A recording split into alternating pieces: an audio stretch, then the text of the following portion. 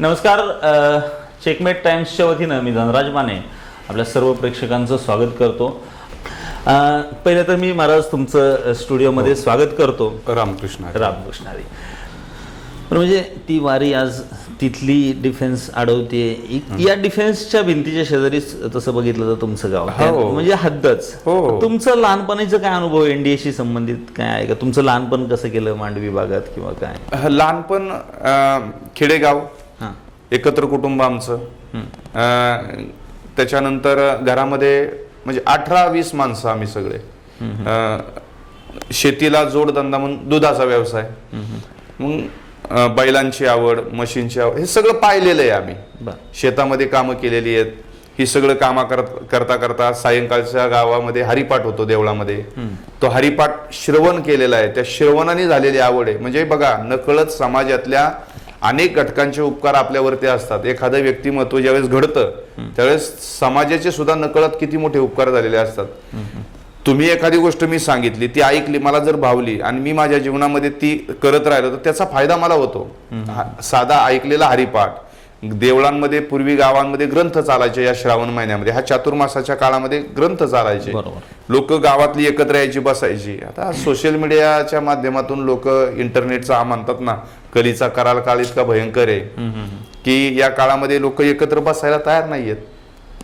आनंद, खूप आनंद त्या कालखंडामध्ये गावामध्ये खेळताना, शेतामध्ये काम करताना, घरातल्या सर्वांबरोबर राहताना, सगळ्या गावातल्या गोष्टी पाहताना, भजन कीर्तनामध्ये बसताना मिळाला. छान बालपण गेलं, खेळामध्ये गेलं सर्वांमध्ये. असं ते तुमचं गाव एकीकडे खडकवासला धरण, दुसरीकडे एनडीए.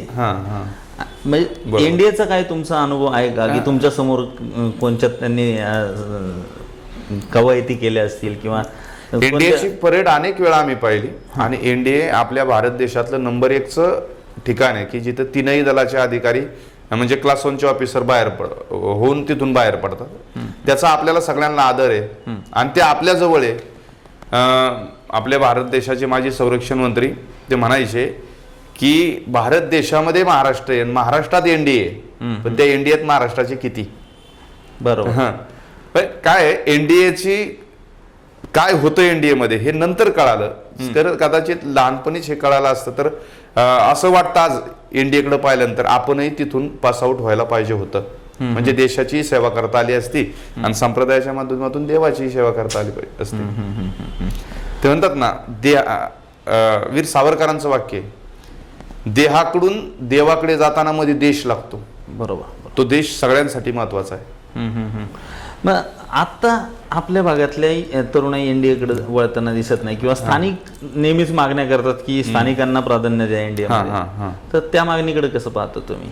म्हणजे कामासाठी म्हणताय का एनडीएतल्या प्रशिक्षणासाठी म्हणताय? दोन्हीसाठी विचार. प्रशिक्षणासाठी तर ते नियमावली आहे, त्या नियमावलीमध्ये बसल्यानंतर कोणी जाऊ शकतो.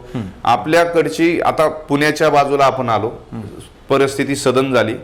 हल्ली मुलं शिक्षणाकडं फार, म्हणजे काही कुटुंबात फार शिक्षणाकडे लक्ष दिलं जाते. काही कुटुंब खूप इतक्या शिक्षणाच्या जवळ जायला मागत नाहीत.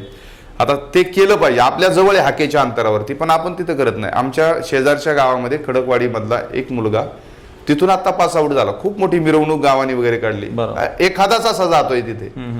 तर सगळ्यांनी गावातून, घराघरात सगळ्यांनी नाही, पण गावातून 4-5 जण प्रत्येक जर अशी पाहिजेत. स्वाभिमान आहे ना आपला, आपला देश आहे, आपलं देशासाठी सेवा करायला मिळणार आहे. बरं, सरकार आपल्याला सगळं देणार आहे त्याच्या माध्यमातून, पण आपण लक्षात घेतलं पाहिजे. सगळ्या तरुणाईनं, पालक लोक आहेत आज समोर आपल्या, ऐकतायत की एनडीए बद्दलचं तेही समजून घेतलं पाहिजे. देश आणि देव हा मानला पाहिजे प्रत्येकाने.